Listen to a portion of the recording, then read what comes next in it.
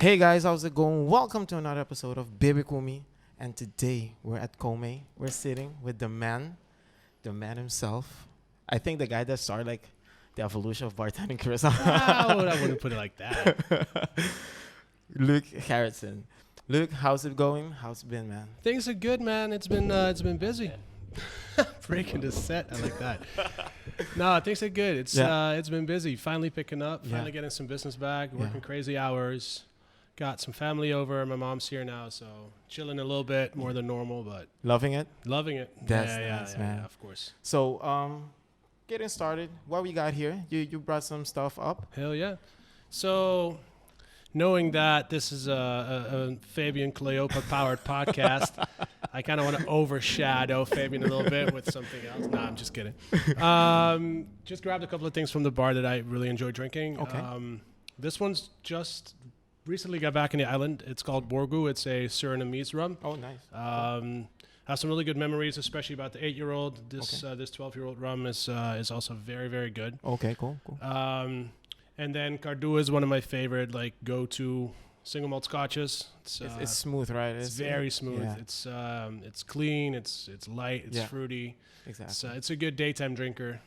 Works well with a little bit of soda water too. Yeah. But just by itself, yeah, man. Yeah. And I brought a couple of beers too. Ooh. So Well, what's the little shout out to? that's Princess Peach over there, which is our peach saison, and I got a pale ale as well that we make ourselves. Cool. So I think start light and go heavy, Well, and then of go course. back to work. Right? True. That's nice.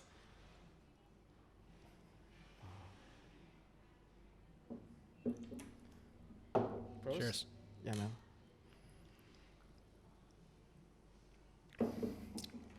Yeah, nice and Yeah, that's refreshing. nice, man.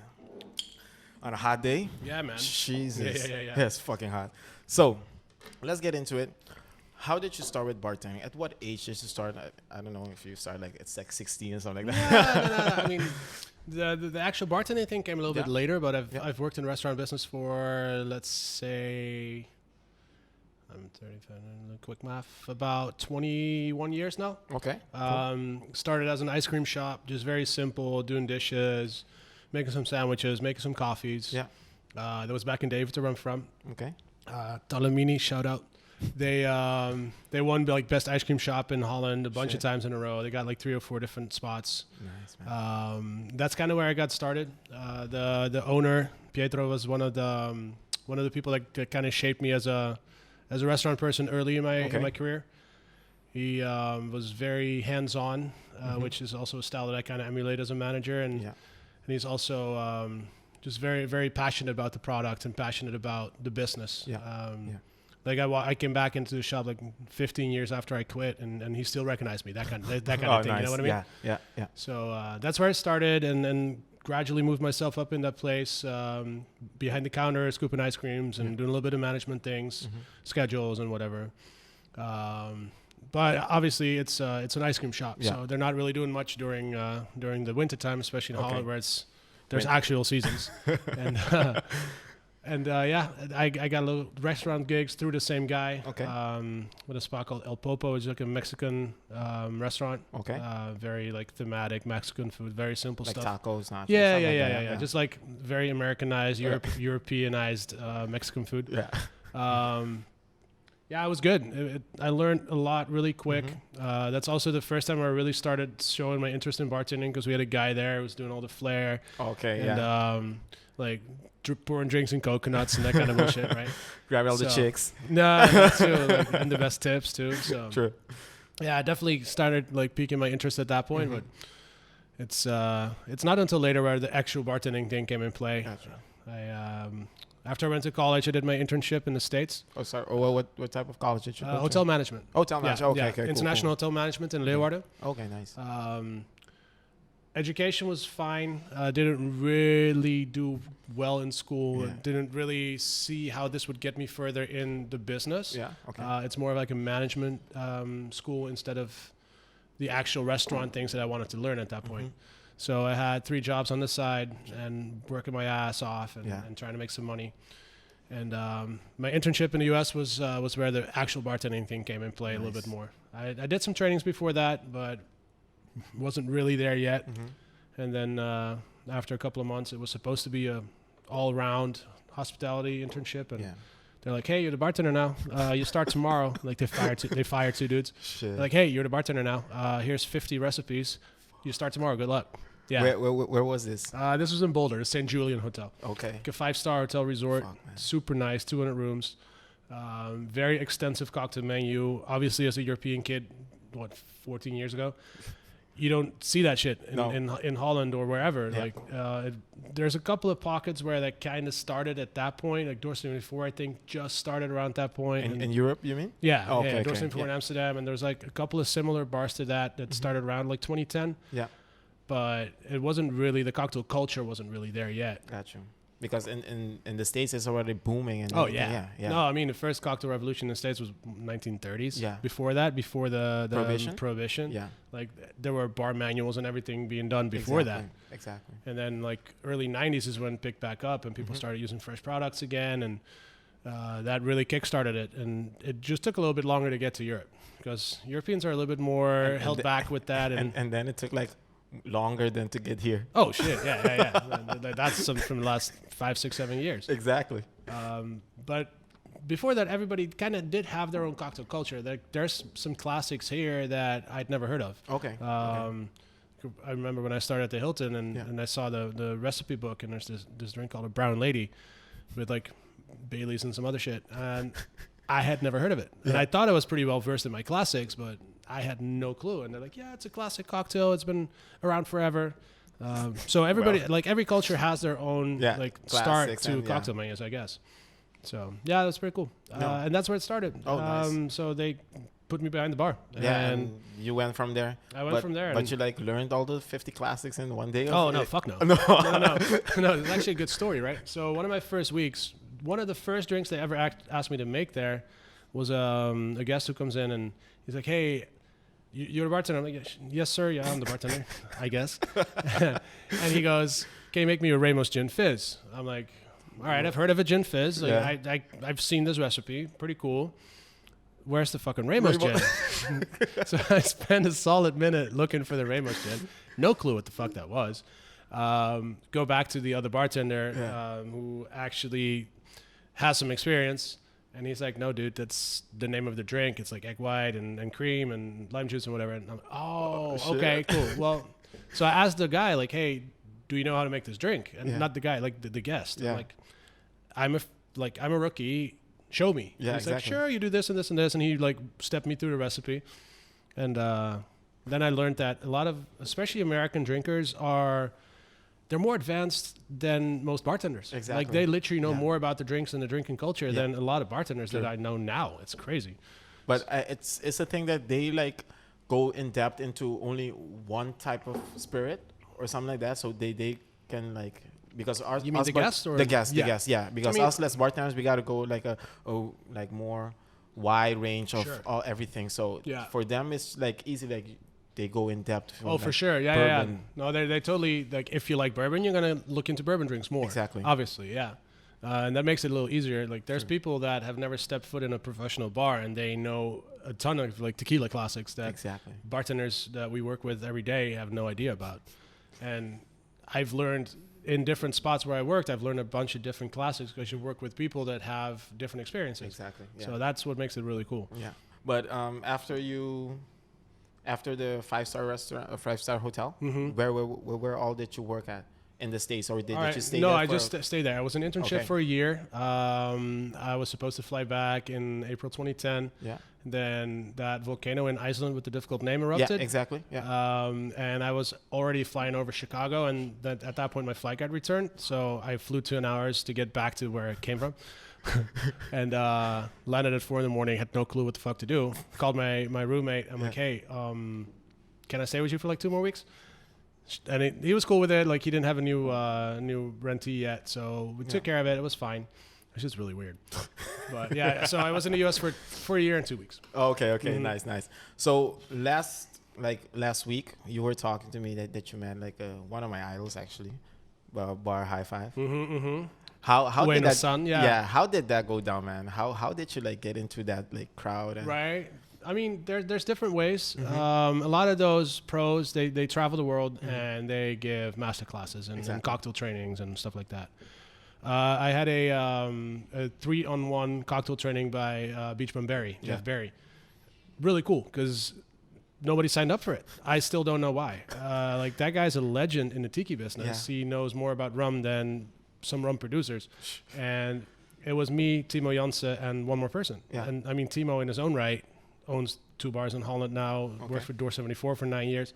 Like he's a legend in Holland. Like he travels the world. And it was just me, him, and I think Kevin Kroon. Just the 3 of us, and we're just chilling and just like asking Jeff like all kinds of questions, like one-on-one, and making Mai Tais and Navy Grogs and doing like the ice sculpture garnish and like all the like classic things. It was really, really dope. Oh man. Yeah, that was insane. So that was one. Yeah, the first time you told me, I got chills, man. Yeah. I remember the first time I got chills is when I just got back from the States and I'm working at the College Hotel at that point, doing the cocktail menu and everything. And one of my first weeks, Angus Winchester walks in, the guy who's basically Mr. Tanqueray, right? So I'm flabbergasted. I'm like, holy shit, this dude's in my bar and I have to make him a martini. Like, I'm gonna fuck this up. And he had like 5 drinks and gave me like honest critique on every one of them. He's like, I would do this a little bit different. I would do that a little bit different. So that was really cool. Ueno, I saw him make the ice diamonds. Like you've seen in some videos. Like he's one of the most famous bartenders in Japan. Really cool dude. So seeing him at a couple of seminars. So there's Berlin Bar Show, London Bar Show, Paris Bar Show. Amsterdam has one now. Timo and Kevin and Tess have set it up. Oh, nice. I still haven't been to one because they started when I left. But okay. Obviously, all the good things happen when I like move. So no, the bar shows are super cool. Oh, nice. So I remember it's me, my brother, and Jimmy went to the first one in Berlin, and Berlin on its own is insane. Yeah, like love that city. And we get there, and the first thing is a cachaça and rum tasting with Ian Burrell, who's like Mr. Rum Ambassador, at 9 o'clock in the morning. So we're starting our day, 9 o'clock in the morning, sipping. Then next up is Steve Olson, like Mr. Mezcal in the U.S., with a mezcal tasting at 11. And then you go around the fairground, and you're like drinking and eating and like meeting all kinds of cool people. Shit. At the end of the day, you're fucked up. Oh hell yeah! We misbehave. Yeah, there's some people in east of Berlin that are not really big fans of Russians, and my buddy Jimmy, who I work with at college, spoke a good lick of Russian. That did not go over well. So after everything, man, how did you come to Curacao? How did that happen? That's another like chance encounter. I've in this business, you know how it goes, right? Yeah. Everybody knows each other. Exactly. It's more about the network than it is about the official channels. I don't think I've ever had a LinkedIn account. It's all Facebook or old acquaintances. And basically what I do now for a lot of people where I like, hey, you need a bartender. Hey, he needs work. Like get together and work, right? That's basically what happened. A guy I worked with in Amsterdam. Yeah. No, a guy I went to school with. Sorry, Mike. Okay. He was working here for the Hilton as I think assistant sales manager. And he just called me up. He said like, hey, listen, I saw you posting that you're looking for work and we're looking for a bar manager, like assistant bar manager. I'm like, all right, well, hit me up with the details and we'll see what works, right? Yeah. So turns out that he was on his way out. Like he had a couple more weeks and I went like 2 weeks. Yeah. I'd like, all right, out of a relationship, just broke up. Didn't really enjoy my work anymore. Was kind of like 3 years in. I'm like, I'm not really enjoying this anymore. And up for like a new contract, but I'm like, you know what? Had a cool house, but roommates were kind of starting to do their own thing. Yeah. One got in a relationship, the other one was kind of like doing his own thing anyway. We're like, you know what? Kind of done with this shit, right? And I just booked a ticket and left. Fuck. Yeah, literally 2 weeks. Quit everything, just signed off and everything, got my paperwork sorted, flew everything out here and with like a suitcase and a little bit of cash. And that's it? Not a lot of cash. And I just started. And where? At the Hilton. At the Hilton. Yeah. Okay, cool. As an assistant bar manager, it was kind of like a weird position. Yeah. They were kind of in a transition at that point. There was no F&B manager. Ivo was assistant F&B manager. Okay. There was no real chef. He just quit. Like it was kind of that position. Like they want to change, but they're not sure how. Yeah, yeah. And that's the one job that I didn't finish my contract. 5 weeks. You were like done. Out. Yeah. And afterwards, you started where? So that's when Robert van Nimweg, no, not van Nimweg, Jesus. Robert van Steenwijk. I know too many people. Robert, he shot me a message on Facebook. He's like, hey, I'm opening a bar in Curaçao and I'm looking for Dutch bartenders to start. So would you be able to like meet me on Skype? I'm like, or we can just go for coffee because I literally live 2 blocks away. And like one of those strange things. And we met and we decided, listen, this is going to be a cool project. Kevin Kroon, my buddy from Holland, who kind of got me introduced into Amsterdam bar scene. Yeah. He already signed up. So Kevin and I were kind of the first people to be hired. And we came up with a cocktail menu. We had our product list and we had all these cool things that like none of it was actually available on the island. Like Hendrickson wasn't here. Chartreuse wasn't here. Like nothing. Like we had to start looking for all these things and that was actually pretty cool. You guys are forced importing everything. Oh no, for sure. And even especially back then. Oh man. Like now you have a pretty decent selection of alcohol because all the suppliers have stepped up their game. Yeah. But back then it was. What year is that? Sorry. This is 2012. Shit. Yeah, 2012. I moved here in July and I started there at like September. I started working with them and like painting the bar and helping with all the setup, picking out furniture, getting everything installed. Exactly. Doing a couple of events. Pretty cool. Really cool, like working up to something, starting something from the beginning. Yeah. And then somewhere around December, we started actually opening the bar. Yeah. It was a really cool concept. Nothing Curaçao had ever seen before. Of course, man. No, I mean, not just drinks, like a very heavy emphasis on flair bartending. Okay. Which is like not my style at all. I don't flair. I don't like flair. If flair is done right, like I work with a couple of guys that are really good at it and they know how to integrate it into their service. Gotcha. Like my buddy Mats, who I work with in Amsterdam, who now runs EBS, European Bartender School, the one in Amsterdam. Really? And St. Martin back in the day. Man. I hired him a month or two before I left Amsterdam and then he actually got me a bunch of people here. like John, I got from to know John through him. Like, or he got me hooked up with the website that I hired John through. Oh. Yeah, that's what I mean, right? Everybody knows each other. So, what I was saying, like, if you do flair right and you know how to integrate it into a product, it's really cool. Yeah. Like, it's added value. It's like the simple napkin thing, flipping a bottle, just grabbing a bottle behind your back. Those are also the only 3 tricks I know. But we had like a mandatory practice for flair every week. We hired 2 flair bartenders, Mikey Breuker and a couple of other guys who actually had their chops in flair. Like Mike was like, I think world champion once or twice and definitely Dutch champion a couple of times. Yeah. Like that guy had skill. You know, also can flair really well? Alberto from Miko Coffee. Yeah? Yeah. He used to work in Rotterdam in one of the biggest flair bars there. Shit. Yeah. I never. Yeah, it's really cool. He's like, no, I'm chill. He's quiet about Yeah. He's like, I'm chill now. I do coffee. Yeah, exactly. So we got Mikey, and Mikey was training us, and like the first couple of months were a roller coaster. Yeah. We were doing a couple of events. We were doing some launches. Dolfijn FM had their 5-year anniversary, something like that, or 2.5. I can't remember. And we did it for them. And then we had our first New Year's, which was quiet as hell because obviously nobody knew we were there. And I did Vegas for about 1.5 years, I think, a little bit longer maybe. Yeah. It was me, Kevin, Axel, Eriksson. That was kind of like the first group. Like team. Eriksson's one of the dopest dudes I've ever worked with. An absolute fucking shit show at the end of the night sometimes, but he's so cool. He's still one of the few people from back in the day that I actually talk to a lot. Still. Okay, like not as much as we want to, but everybody's busy, man. Of course, like he was the first person we hooked up with back, like when I went back to Holland 5 years ago for a visit. Nice. Tequila and like I don't remember half of that night. And then when Kevin moved back and Axel quit, and we had Elsbeth as well from Groningen. So it was kind of like Rotterdam versus Amsterdam, and then some good influences from up north. Yeah. And then we hired a girl from Hungary, who I met through the balls competition that I did. She was awesome, and the team kind of shifted. And at that point, I was talking to Dave and Susan here at Kome, and we kind of like worked towards a way where I can start at Kome. Okay. And, yeah, that's kind of the thing. And then you went to Kome. And then I went to Kome. Yeah. And after working at Kome, how did you get like the whole idea to start your cocktail bar? Sure, that was loud.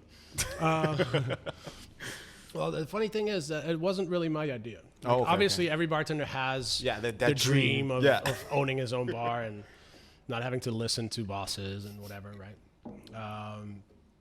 I worked at Kome for like 3 years, learned a lot about management styles, learned a lot about organization, back of house. Okay. Dave is one of the smartest people I've worked with just in like his business sense. Okay. He knows how to run a company really well. He gets the most out of every supplier contract. He's really good at putting people in the right place to succeed. Like stuff like that is something I really learned in my first couple of years. Oh, nice. And I got complete freedom to do whatever the fuck I wanted in a bar, which was already very cool and a luxury position for a bartender to be in. And you had a nice bar here. Yeah, that was, again, the cool things happen when I leave, right? So the bar was, I mean, it wasn't bad, don't get me wrong, but it was no call-in station. Okay. Sorry about that. I thought from the start it was No. I brought that up a couple of times, and then John took over the bar for me. Yeah. And John got his shiny-ass new present. And, I mean, I got my own shiny-ass new present in the bar, don't get me wrong, but... Lucky bastard. Yeah, I had to lobby for that bar station, man. And then again, I ordered a second one, and it never got installed until I left. It's a kind of a theme in this. But I have 3 years of a lot of fun at Kome. It's hard work. It's stressful. We hold ourselves to high standards. Yeah. Customers do as well, but we hold ourselves to really high standards, and we still do. And 3 years, and somewhere after like 2.5 years, I got approached by one of our suppliers. Yeah. And they basically said, listen, we've been looking to open a bar. We have a location. We have the portfolio. We have a bunch of suppliers that want to work with us for all the projects and all the products. And we want to do something more in the cocktail industry on the island, right? Gotcha. And at that point, I'm like, you know what? I'm not sure. Like, I want to. It's cool. It's a great idea. First of all, I need everything on paper, like all the legals and whatever. Of course. Went over that contract, went back and forth like 5 or 6 times. Shit. My dad's good with contracts, so I kind of like told him, like, listen, look at this a couple of times. Got a couple of my friends from back home involved, like, hey, you own a bar. Is this a decent contract, right? Yeah. Sergey, big up. That it was kind of weird. And then I decided, you know what, we're going to do it. I looked at the location. I saw potential. They already had a couple of mood boards. Like, this is what we want to do with it. We want the industrial look. Yeah. We want like old school New York kind of situation. Yeah. And it took us a little bit longer than expected to get it done. I mean, obviously looking back, everything takes a little bit longer than expected here. So it is.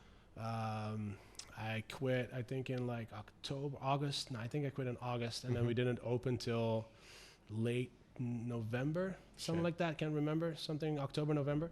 In the meantime, I did some hours at Madeira to cover my costs and worked just on the cocktail menu and everything like that.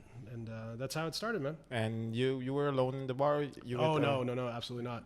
No, that bar would not have been a success without the other guys involved. Oh, it started out me and Evaldo. Except Fabian, right? Except Fabian. Fuck Fabian. Love you, Fabes. No, it was the concept started with me. I had a different name for the place, but they wanted to call it Luke's. Oh, okay. Luke's the way my name is actually spelled, and I made it the American version of my name because I think it sells better marketing wise. True. But no, it was definitely the drinks and all that kind of stuff was my side, and then the vibe, the music, just the attitude of the business, that was more Evaldo. That guy was a big part of how everything got started. Shit. And could not have done it without him. Straight up. Like he's a chaos to work with, but he is also a brilliant mind. Like you see that a lot when like people are really good at something, they kind of like fall short at some other parts. But we kind of like combined that stuff really well. From each other, 100%. Yeah. So we did a lot of brainstorming, we did a lot of drink tasting. I definitely took point of the drink part, and on how to run the business. Gotcha. And he took point on the creative process. Gotcha. He was great with customers, fantastic entertainer, just in general, just dope dude. And his music selection is kind of what made the bar pop. Yeah. So we got a lot of the house music, got a lot of hip hop. We just did, what do you call it? live sets from all these like DJs. Mix Mag and Okay. Boiler Room and all those dope things. Yeah. So we just That's had like dope. 2-hour-long live sets Yeah. while we're working When I worked there, it was like fucking dope. The Yeah. music, like with all the random like shouts through it and whatever. yeah. We had some really cool ideas and half of them came to fruition. Yeah. We made some really good friends. We had some really dope drinks on that menu, on all those menus. We had some really cool menus too. Yeah. Yeah. Remember the one like the board game? It was Yeah. frustrating as fuck to work with, but the design was really cool. And yeah, it was just a really really cool time in my life. But from let's say, I feel like Luuk was the peak point for Curacao to start with cocktail bars. I agree. On my opinion, because without that, it wouldn't been like nobody would know a base for Sure. classics, Sure. for all those things. So Yeah. that's my opinion on No, I everything. get that for sure. Like Vegas laid the groundwork, Yeah. kind of like got the appetite going. Kome at that point was also doing really dope drinks. Like Exactly, Bas yeah. Verhoeven set up the menu here. The first menu had his like in the rock old fashioned that he took from one of the bartenders in the U.S. Okay. We had the bacon old fashioned, which is True. a PDT classic. There's a couple of like really good classic drinks that he put on this menu that like propelled Kome to the forefront on drinking as well. And there was a couple other spots that were doing decent cocktails. Yeah. And yeah, that But totally. but The you guys timing was fantastic. yeah. The Yeah. island was right for it. The timing was right. There was a couple of young eager bartenders that wanted to learn, that weren't too stubborn to actually like change their ways and start actually listening and learning. Exactly. But a question, but for just for bartenders in general, to get to know your classics, what do you recommend? To Books. read books or just like 100% books. yeah? The easiest way, I mean, right now maybe even internet, Yeah. but it's more difficult to actually vet the background and to actually see if it's actually a good source. Exactly. But the books, you can just look up like the top 10 best bartenders. Everybody makes their own book now. I mean, it's pretty easy to get a publisher. But Just grab 50 recipes, take some dope ass pictures, and publish. Not to take anything away from the process, but yeah. everybody has their books, and you find someone who has a similar style to yourself, and that is where you go with your recipes. But for me, it's difficult to get the original classics Sure. from internet and the books because you have Agreed. so many books, so many people did make it different ways. A lot of people in Europe go for Difford's Guide. Simon Difford is a Okay. very influential British bartender. How about the Savoy? I mean, that's a great book. Yeah, that's a but really don't old book. forget, it's 30s. Like Yeah, true. pre 30s even, I think. I know a lot about cocktails and drinks and spirits, but I'm not a historian on it by any means. So Yeah. if I get any dates wrong, don't pin me up on it. But my go-to books for cocktails always are Gaz Regan's. No, Gary Gaz Regan. Regan. Gary Regan, gotcha. Gary Regan. I've met the dude. He's a riot. He's insane. Not insane, but insanely talented. Okay. Like he's one of those nutty professor kind of guys. Makes amazing drinks. Is a good entertainer. Is one of those like old school bartenders. Yeah. His book is amazing. His drinks are really on the sour side. Okay. And then the other one I always grab is Dil de Graaf, who is yeah. like the New York institution, and his drinks are always on the sweeter side. So if you grab a classic and you grab those two recipes, you balance them out. That's kind of how you go. Gotcha. Right? Yeah. Yeah. And there's the best way for me is to grab a classic, grab the recipe, just make it once or twice, see how you like it, see Yeah. what you would change, and then that's your standard recipe. Okay. Cool. Let's grab a daiquiri, for example. I think Dale's daiquiri is like 1.5 parts rum to 1 part sweet, 1 part sour, Okay. which for me is way too sweet. Gary Regan is 8 parts strong to 2 parts sour, 1 part sweet, something like that, which Okay. is too strong for me. So I kind of grab them all together, And grab balance my it out. favorite rum, Yeah. and then go 2 parts strong, like 3/4 part sour and half sweet, something like Okay. that. Cool. And then even my drinks change over the last 10 years. My drinks have changed. Yeah. Like my classics, my daiquiri is not my daiquiri from 5 years ago because I make them for different people now. Yeah. Because Right. here the let's say the people here just want us a little sweeter than Usually. I mean, I don't make the difference when I make the drink, but I sometimes expect them to be sent back or to have them asked to be sweeter, right? Yeah. So if I see American tourist, I know sour and strong and bitter is not an issue in general. If I see local people, right, they want it a little bit sweeter. Yeah. Dutch people want it a little bit sweeter in general as well. True. So I try to not make my recipes different within the same company, but let's say I have a beach bar. I would make my drink sweeter for sure because you have a different clientele. Yeah. You have to go. You have to. You don't have to go all the way sweet. Oh no, for sure. You just got to go like Swedish. But like that's one of the things that Luke's too. Like I said, I'm not changing my drinks for anyone. I was very stubborn, very like my ego was just like, hey, my name's in the fucking building, you know. So I'm like, fuck it. I'm not changing my drinks for anyone. If you don't like it, the door is right there. Yeah. I mean, and there's no other bar to go to at that point, so fuck it. Yeah. But at one point, I was just getting like the pipettes, like the medical things, like the plastic ones, filling them with syrup. Like, hey, you want it sweeter? Here you go. Make it sweeter. Like, fine, dose your own drink. And at that point, like, I think it was a pretty clever idea. And yeah. No, man. No. Like, change them. If you want to change it, change it. Yeah. But I'm not making a 2 sweet to 1 sour mojito for you because it's just a shit drink. And I just want to make shit drinks. Right? Yeah, true. But in the perspective, because I've heard you judge some competitions. In the perspective of judging competition, what do you look for in your taste, or what do you look for in garnish? I mean, first of all, before you judge a competition, you have to do a couple of competitions. True. I've done a bunch. My first one was in the States when I had no experience, and the rep for the brand, Justin. Okay. He works for Campari now, I think. He set it up. He's like, hey, we have this 42 below. It's a vodka. Okay. They have like Manuka honey and some other cool flavors. We're doing a competition. The main prize you can't even win because you had to have an American passport. But I still want you to join. I'm like, all right, cool. So I made this drink. I fucking sucked. Still came in 4th for some miraculous reason. Especially because me, Justin, and the other competitor who was up at round 12, like me, I think we killed a bottle of mezcal between the 3 of us at that point. So the fact that I could still speak and present my drink was a miracle. But I came in 4th in my first competition.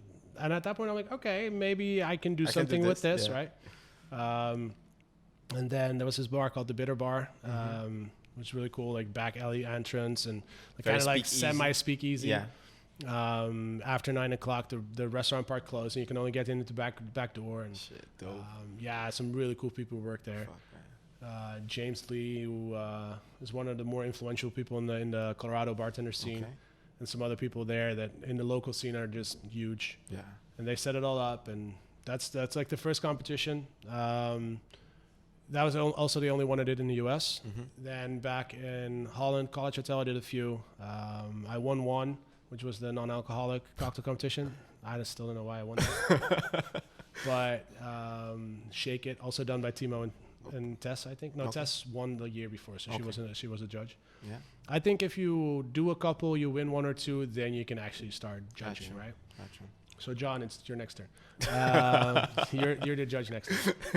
So I think Fabian doesn't want you to win anymore. No. But yeah, so as a judge, what I'm looking for is if you have to submit a recipe, are you actually following your own recipe?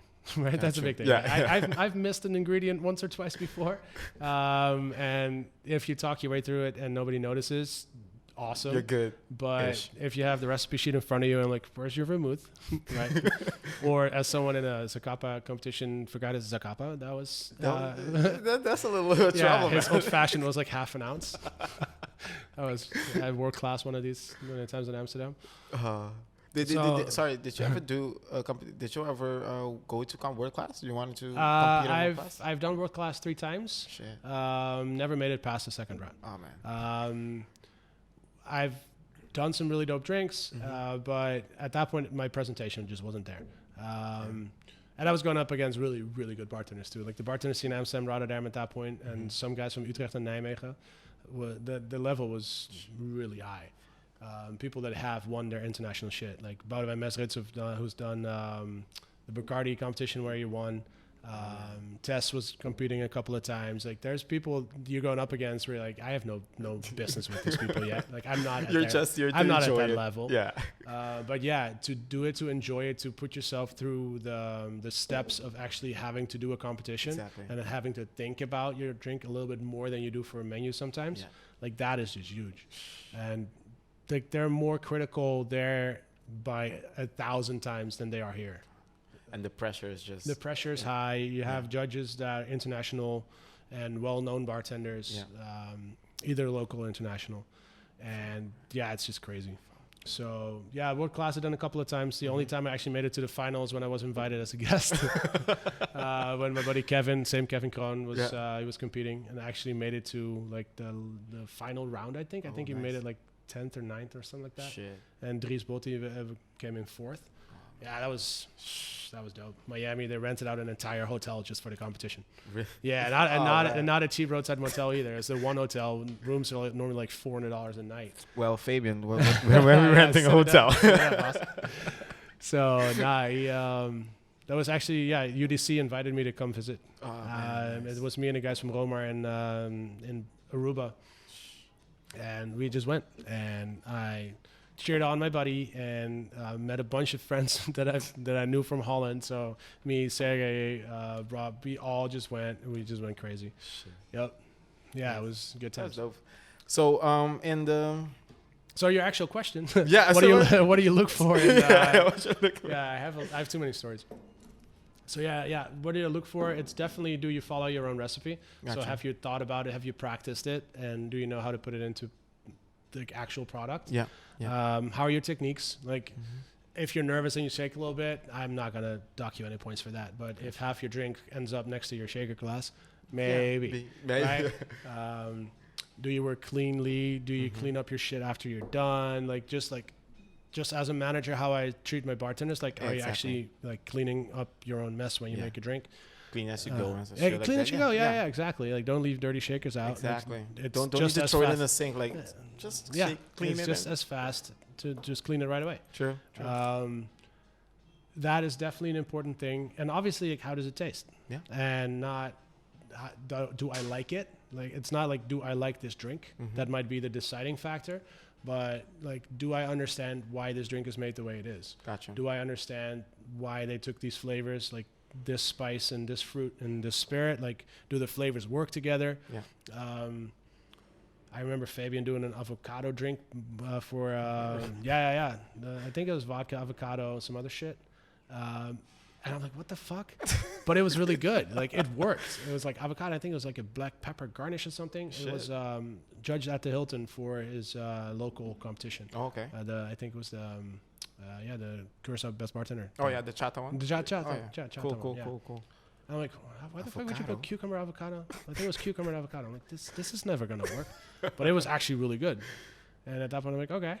Sometimes you just. That's one of those moments where I'm like, okay, this guy might have something. Oh, that was the point. Like, there were a couple of those moments. Yeah. That's definitely the most important thing. Like, does the drink work? Okay. Not do I like it, but does the drink work? Gotcha. Especially here, because you're judging a different palate. Yeah. Like me with my European American dry palate, and I like dry and bitter things. Yeah. And I'm judging sweet and tropical things. You're like, as long as you're not like putting layers in your shit, you're good with me. You're like 5 colors in that shit, and you're done. No, I'm still salty because that's my first competition on the island. I came in second because the guy in front of me did the Jamaican flag. Oh, it tasted like shit. Fuck, man. Yeah. So, where was I?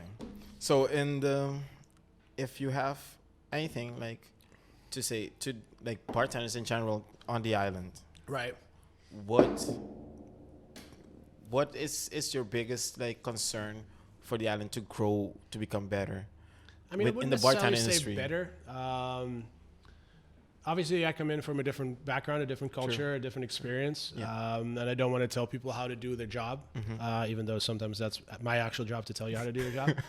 But if I get hired as a consultant, what I focus on is customer service, first and foremost, because I think a lot of bartenders right now are focusing too much on the product and on the bottle and on how cool they look and not on the drink and not on the guest. Gotcha. Right? As long as your guest is not the number one concern while you were making your drinks, you're doing something wrong. Yeah. Like that's one of the biggest pillars of success here at Kome, but also at Luke's, is like the guest comes first. Yeah. Like if we're doing something and we're not doing it to make the guest experience better, then why the fuck are we doing it in the first place? I got Luke's. I can remember Fabian running to a guy's car with the fucking whiskey, Tofik. Like he drove up. We saw his car across the street, and Fabian and I were just like racing who could be faster with his drink. And Fabs literally just ran to the parking lot to give him like, here you go. Right? That might be a little too much. But yeah, it is still really cool to recognize your guests, know what they want to drink, have that connection, and even with people you've never met before, like. Try to make that connection. Try to make the trip, the visit memorable for them. Like that is the main thing that I miss from a lot of places. I walk in, takes people a good minute to like recognize you and acknowledge you. And I don't expect people to run to me like don't like get Fabian, weird, like but like just a head nod or like just a like, hey, I'll be right with you. Like that kind of shit makes it so much easier. Yeah, exactly. Like, but sorry to break you, but at this point, after years, you still talk about Luke's because the experience there is so memorable and everything was so cool. And even here also at Kome, it's something else because when I came to eat, everything was like delicious. Cocktails were good. Service was great. And you was like, oh man, I want to come back there. But wait, the best thing there is that a lot of people like TripAdvisor reviews and stuff like that, they go out of the way to mention how good the service was, how friendly the people were, how open the people were. And that's what I want. Like if I hire staff for the restaurant now, but also for the bar, I don't hire you for your skill per se. I hire you for personality. I hire you for the possibilities that I see in you and not necessarily how good is this guy's drink or 20 years experience or anything like that. Are you open for change? Are you open Are you open to learn? Yeah, like, do you want to learn? Do you want to just grow your craft? Whether that is as a waiter, as a manager, as a chef, as a bartender, do you want to learn? Like right now, the guy who's behind the bar, my number 2 bartender, Jay, he has no experience. Like he has hardly any bar experience, but he wants to learn. He wants to change. He wants to learn how to be a bartender, and he's super eager. Arsenio, when he came here, he had experience, but he doesn't really have the management experience. And right now, I don't have to worry about that bar at all. No. Like, I literally just say, listen, this is your list for today. And 9 times out of 10, half of that shit's already done. Because he's like, yeah, I've already prepped this, already did that. That's going already. Like, I don't have to worry about these things. Exactly. And that's a big change. And that's what I want in people. Like, that's what I want in my staff. And that's what a lot of people here don't realize is more important than how good is my drink and how good does it look on Instagram. Exactly. You know what I mean? Exactly, yeah. And I think Fabian said it best, like a couple episodes ago, when he said something about people just having too much focus on themselves and on their drinks and on partying and all that stuff, and not about learn your classics. Yeah. Like if you get into the bar and you're like, hey, I want to make a drink, and you don't even know how to make a fucking daiquiri or your old fashioned or whatever, like your basic shit. Yeah. You have no business creating a cocktail menu. You have no business making specials of the day, whatever. Like if you don't know your classics, you're done. Yeah, because like I said in the couple episodes, like when I first started, is like the daiquiri. Everybody comes with like daiquiri. Here's a fucking smoothie. It's a frozen drink, and afterwards of like working with you guys, working at Luke's and working all the other places, I'm like, oh shit. And reading, I'm like, oh, the daiquiri is a fucking cocktail. Yeah, it's a classic. But that's really funny because it's the same with like mojitos and stuff like that. Like if they're made right, they're fucking delicious. Yeah, and there's nothing wrong with a good frozen strawberry daiquiri every now and then. No, if it's made right with fresh fruit and like good lime juice and good rum instead of like the cheap stuff. But I mean, we're working on a project where maybe we get some slushy machines and make your perfect strawberry daiquiri. Yeah. I had a frozen pina colada on the menu at Elena that came out like soft serve ice cream, and it was fucking delicious. I don't like pina coladas, but that was delicious. Dope. Right? Yesterday I had a American guest at the bar. He's like, how you make a mojito? I'm like, lime, mint, simple, rum, crushed ice, whatever. Before I used to make it with soda.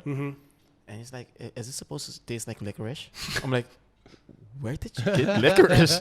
He's like, I went to a bar in Punda, and I it tastes like it tastes like shit. I was like, Whoops. Okay. Yeah. What was that? It's like, what Yeah. type of liquor tastes like licorice? Like Sambuca? Yeah. It's like, okay. Yeah, I was at a place the other day. I'm not gonna name any names, but I ordered or not me, but someone who I overheard ordering a caipirinha, and it was made with tequila. Like, yeah, that was my response too. I'm like, what the fuck are you doing? So, definitely. I mean, know your classics, man. Like, if you want to call yourself a bartender, make your classics. Yeah. If you want to call yourself a mixologist, you should probably call yourself a bartender. Yeah. Because like the word mixologist for me is too overrated, and for me it's like everything. Even you know a little about cocktails and everything, people can start calling you mixologist. And call me cocktail bartender. Yeah. I like that term a lot more because a bartender is someone who tends to the bar, aka tends to their customers. Exactly. Right, and that's where the term comes from too. Mixologist. I mean, it's a cool term, and they brought it back in the 90s. Just to differentiate the bars that made proper drinks from the bars that made shit, or that made like pre-batch frozen, pre-made like fake lime juice, all that things, right? So I understand why the term came to be, but if I see someone who puts mixologist under CV, and slim chance you get hired. Yeah, it's really a personal thing, but people who put more value into that title than they do into the actual product and the people especially, that's just where we go wrong. Yeah. And that's probably the biggest thing that I would tell people in general, but also bartenders here on the island, like, care about your product, but care about your guest. Yeah. Like, one of my favorite bartenders here, there's a very underrated guy, Riley Sint-Frans. Yeah. Right? I mean, he knows a lot about the product. When I started working with him and when he went to the trainings at Luke's, like, he had a lot to learn, but he really soaked all that info up as a sponge. And like, what he does at Karakter is great, but also what he did in competitions, like, he was pushing the envelope, and it wasn't always working out because like sometimes he fumbled the techniques a little bit, but the like creativity was there, the drinks was there. But if you ask anyone what his best quality is as a bartender, they would say his customer service, even though his drinks are dope. Yeah. Right. Yeah. So I think that's and even though he got me into this culture and this. Oh, this shit! World. Yeah, you worked together at Avila, of course. And he got me like into like, man, and I was making margaritas with the margarita mix and all that shit. Yeah, everybody does. And he was like, let's go fresh, man. Let's do this shit right. Yeah. But I mean, there's no shame in starting bad a certain way, right? Like, we all have to learn. We all have to start from something. Yeah. And I mean, my drinks in the beginning weren't always the best. Like, at the first place I worked at, it wasn't fresh. But then in the U.S., like, obviously people there know what they want, and they have certain expectations. Exactly. And there, everything was fresh. It was dope. So, going back to like when you hired Fabian, right? How did you find this guy? Like, what was he, like a douche, like, for asking for all the like I want this, I want this, I want that? No. So what I said, it was first me and Evaldo. Then we hired Quinton, who focused more on the front of house and the service. Then he focused more again on his phytofoam company, which is taken off ever since, and like, he's killing it. We had a couple more people. We had Christina de Wind, who's like a really cool local artist who also worked with us in the restaurant or in the bar as a server. Okay. We had Pablo working with us for a while. We had a lot of people that worked with us for like a short while, like a couple of months. And then at that point, I'm like, you know what? We need someone who can actually work a full station, so I don't have to work the full station every time. Because Evaldo was just better on the floor, or as station 2, or as an entertainer who could actually step away from the bar. And contrary to what Fabian thinks, I mean, he kind of said it, I'm the fastest bartender he knows, and I think he's right. Like, I'm definitely not the best at everything, but I'm still fucking faster than him. So challenge accepted, bitch. But at one point we were making 300 drinks a night. Shit. Like and that was station 1. And then station 2 was making another 150. And that's cocktails. Like, we were doing crazy numbers at one point. So I needed that second bartender. And I worked with Fabian on a couple events. I've seen him around. I've seen him work his magic, seen him do his thing. I'm like, that's the kind of guy that I want in the bar. Yeah. And then we talked a bunch of times, and he had some demands. He's like, I'm not going to like leave my job for nothing and blah, blah, blah. So, I mean, things came together. Timing was right, and a full-time position was available pretty much right off the bat. And yeah, like you just said, like 300 cocktails a night. mm-hmm. Don't you almost get tired, man? Like, oh, fuck yeah, dude! I had like a tennis cramp elbow. or something. No, I had a like, tennis elbow. shit. I straight up had a tennis elbow. Like I was picking up the bottles like that every time, and like hundreds of times per night. And I literally could not move my right elbow for a while. Shit. And again, one of those stories where people know each other. The landlord of the building, his wife is a physiotherapist. They were having drinks at the bar. She saw me work, and she's like, I think your arm hurts, huh? I'm like, yep. She's like, come see me tomorrow or next week. So made an appointment, went there, and had my arm checked out. Almost fainted the first time she gave. Yeah, I mean, I didn't eat or anything, and I obviously was home late. She put like this machine like da, da, da, da, da, da, on the arm, and shit hurt.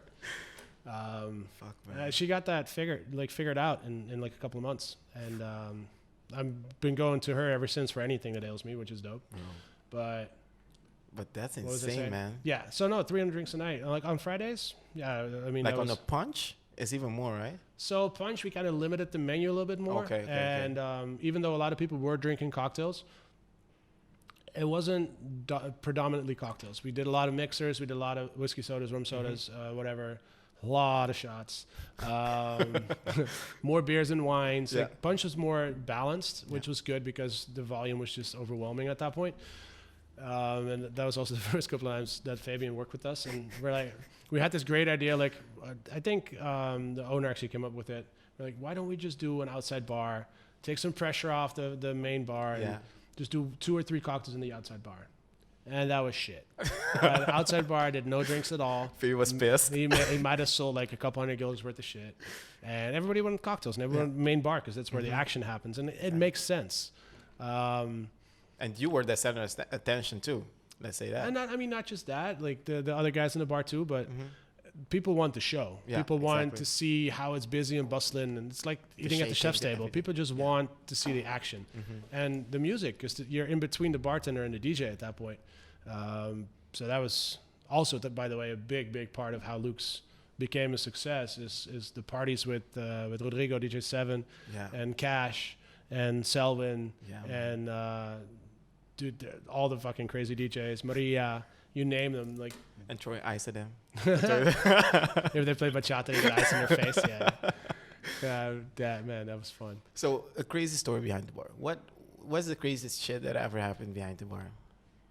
Man, like there's so many stories. There's the one that first popped into your mind. Every day you would ask me this question, it would be a different story. Probably. Like one crazy thing that happened is there was this one dude who got really drunk, and he was there like 5 nights in a row. Yeah. Stayed at Avila, I think, or at least in the neighborhood. And at one point he goes up to me, he's like, yo, we're going to buy some drugs around here. I'm like, all right, well, I'm your bartender, not your drug dealer. So I didn't really give him an answer. He goes up to the bathroom and comes down, and he just falls and slides his ass down those stairs, like bop, bop, bop, bop, bop. Like he must have hurt so bad, but without moving a muscle, he gets up, he walks to the bar, he's like, so where can I buy some coke around here? And I'm just looking at him like, what the fuck, dude? That was interesting. What? Another one is where during one of the punch nights, I think this was one of the few where Rodrigo couldn't make it. I think it was in the States or something like that. It was probably Selvin and Greg, or I'm not sure. Yeah. But this lady comes up to the bar, asks me like, hey, would you mind if I play a little bit? I'm like, well, I don't know who the fuck you are. I'm not going to just give the decks away to anyone. Yeah. And she's like, all right, DJ Mary Mac, look me up. So apparently this is the chick who opens for Madonna at concerts. Fuck. And I'm like, what? The stage is yours. So she brought some friends, and they played till like fucking 5:30 in the morning. You guys left at like 7 o'clock something in the like morning. that. Yeah. They took all the chairs out on the street and started taking pictures. That night got really, really weird. That was fun. Also, the day after my bachelor party was pretty interesting because all the bartenders joined my bachelor party. So every bartender was drunk. Oh man, that must not have been fun for them. You told me one time you guys love taking shots of Fernet. Uh-huh. I mean, shots of anything in general, but Fernet for sure. We have a friend, a mutual friend. Mr. Brown. Mr. Brown, yeah, man. Who called it regret and Satanism. Yeah, it tastes like regret and Satanism. Yeah, that man cut off early during my bachelor party. Yeah. But you guys are taking a shot for that day too? Oh yeah. Yeah. Showed us everything. Yeah, we went to a barber first, get our haircuts. Yeah. Brought I think 2 cases of beer and a bottle of Fernet. All of that was up in like an hour and a half. Then we went to Mundo Bizarro, did a bunch of shots. Vin bought us some tequila. Then we went to Miles, did like tequila train on the bar. And Sergey was pouring, but there was no pour spout, so we got more tequila on our eyes and shirts than we did in our face. Then we went to 27, got some burgers, and that's where the first people started to like dip. Yeah, and then we went to Kanya, where Khalid kind of like, nah, I'm not going to do this shit in my own place. And then we went to Cabana with like the remainder of the group. We took a stop at Live 973 over at Mambo, where Kevin worked at that point, like half of the time. And that's as far as my memory takes me. I know that I dipped at like 1 because I had the taxi receipt in my pocket. Yeah. And I know that they went on for a long ass time more. Yeah. Yeah, that was fun too. Man. We had some crazy parties there. But so let's close it out.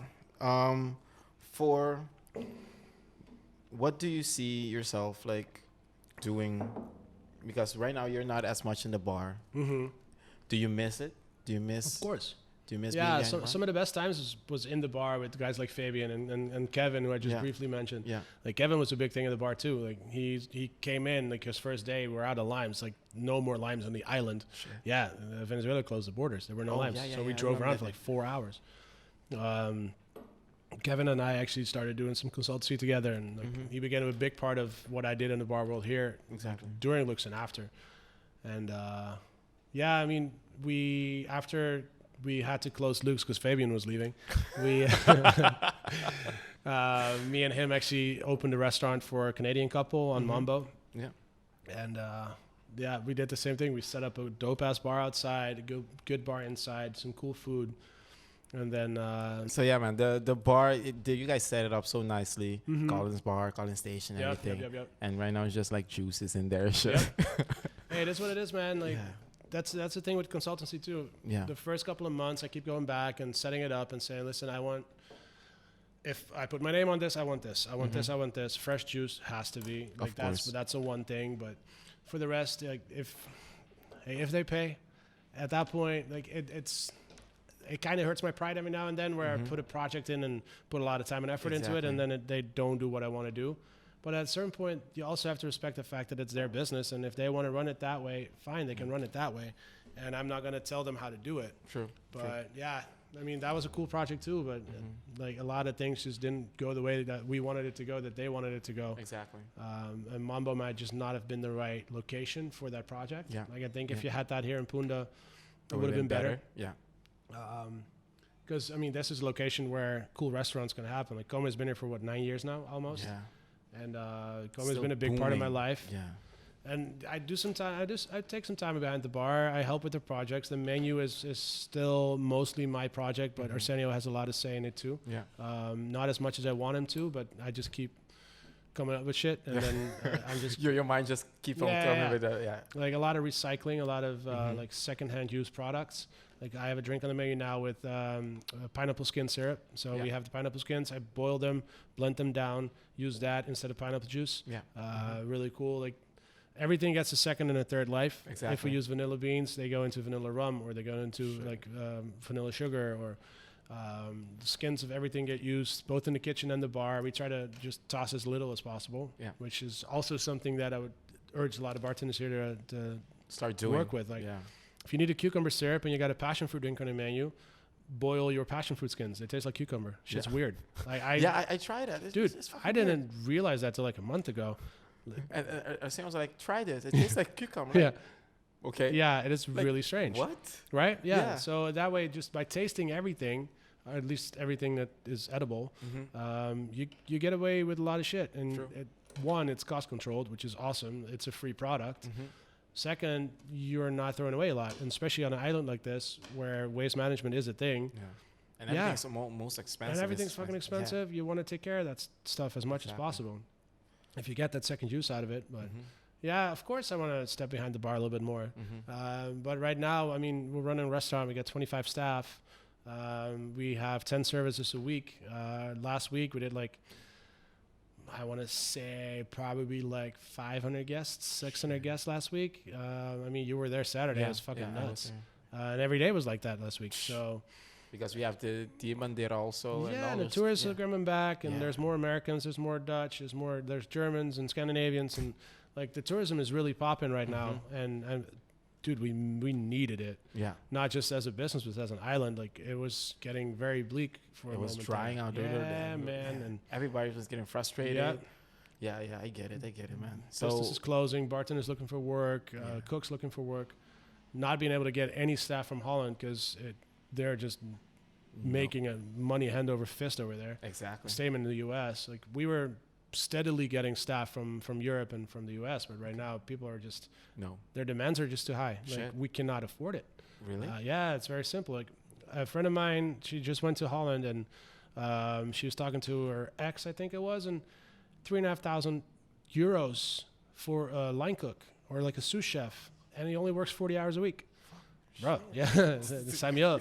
I'll learn how to cook. Yeah. I'll do that. Right? So, yeah, the industry is getting a lot more controlled and a lot more unionized, I think, as well, where people just want to work their 40, 45 hours. They don't want to do the overtime, which is normal in most other industries. Our industry is just a little bit behind on those things.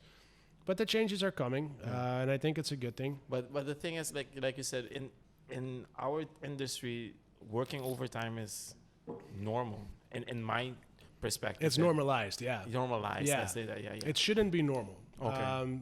I'm very honest about that. Like, I work 60 hours a week at least, sometimes more, most likely more.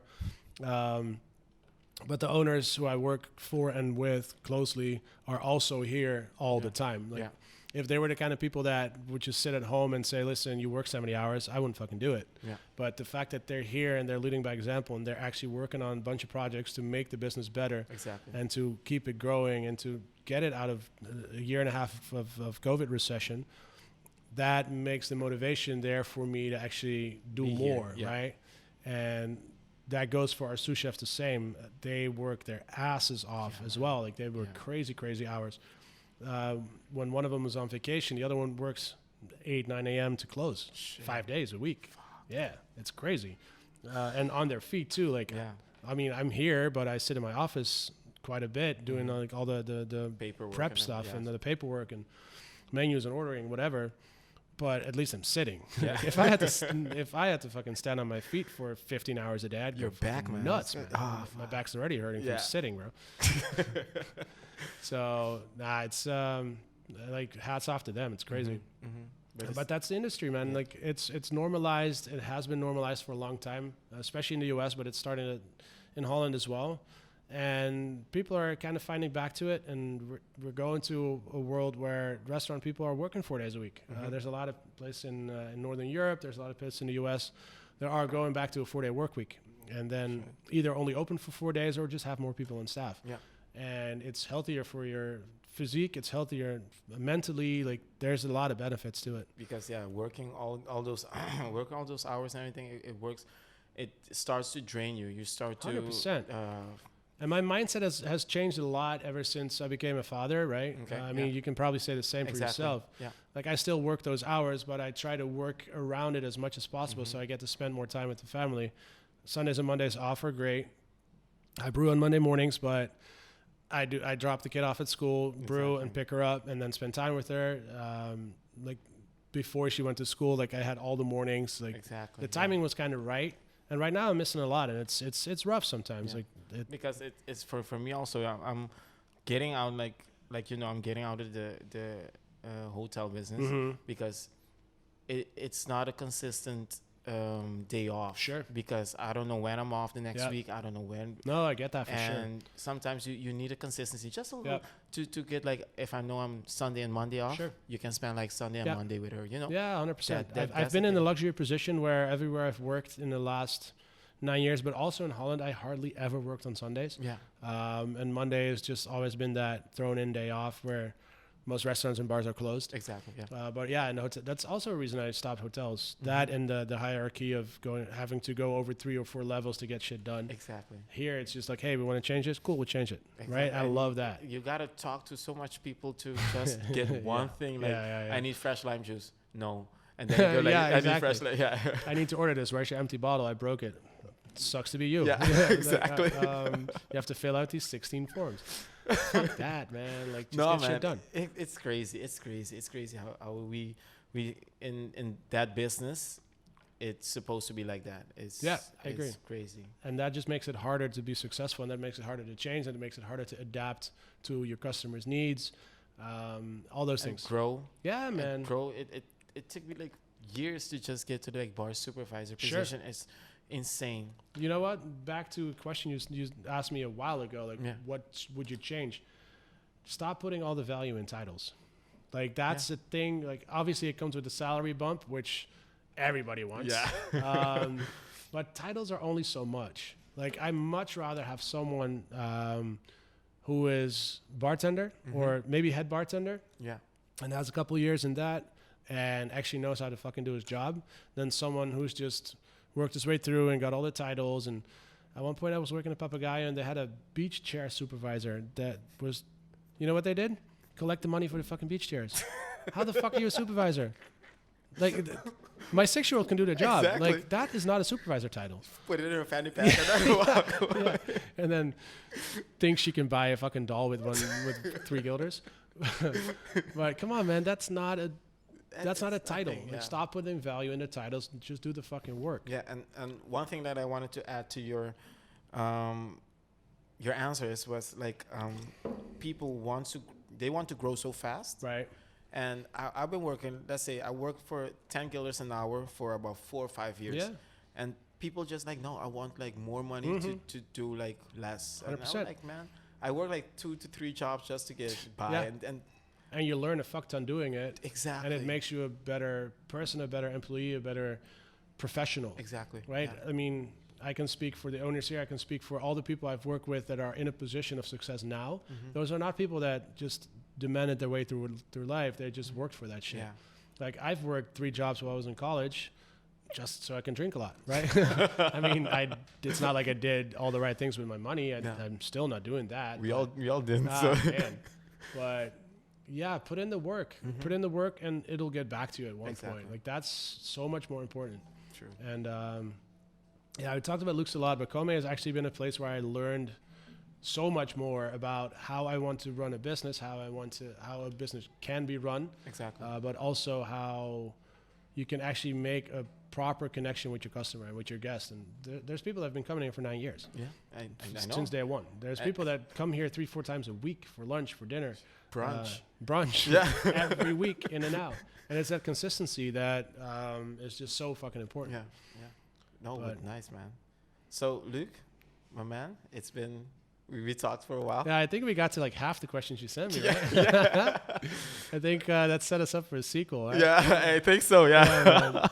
But the next sequel is going to be with Fabian, right next one. Oh, yeah. We're doing the 3-way. Yeah. Oh, that sounded wrong. Yeah, nah, man. That's going to be fun. Yeah, that's going to be fun. Are we going to do the little speed test competition in between? I was thinking to do that. That'd be fun. Yeah. Yeah, we should do that one at an actual bar. Of course. Yeah.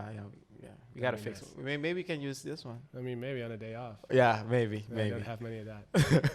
But Luuk, thank you very much, man. Hey, pleasure. To be on this podcast. Yes, sir.